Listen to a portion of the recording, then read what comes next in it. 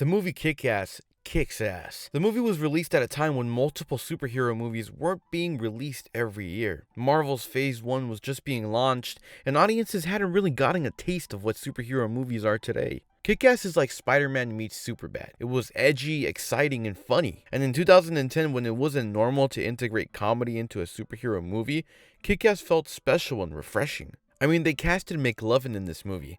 I'm pretty sure that Matthew Vaughn's pitch to the studio was Spider-Man meets Superbad. I remember watching this movie in middle school at my cousin's house and thinking it was the coolest shit ever. Violent superhero action with edgy comedy was the perfect combination for my teenage self. Lots of memorable scenes I found myself rewatching and quoting with friends. I don't know if it was the healthiest thing for a kid my age to be quoting movies like that, but yeah, I was doing that shit on a regular basis. Some of my favorite scenes was the scene where Kick-Ass carpools with Mclovin and dances to Crazy by Gnarls Barkley. Oh, and that scene when hitgirl saves Kick-Ass and Big Daddy from being murdered, where Nick Cage is screaming like the German expressionist actor he is, "Robin's Revenge!"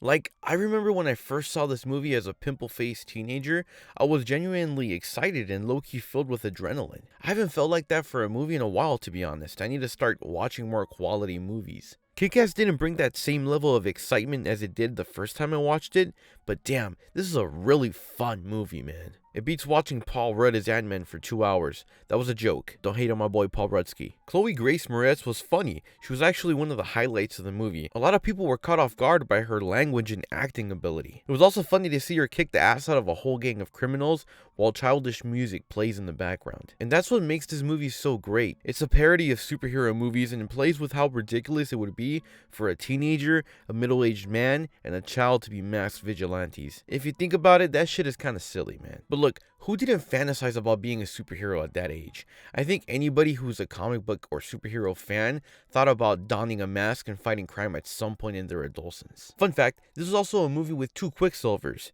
Evan Peters and Aaron Johnson. If you enjoyed this video, consider liking and subscribing. I'll be posting more videos like this one. My name is Red Mist, and wait until they get a load of me.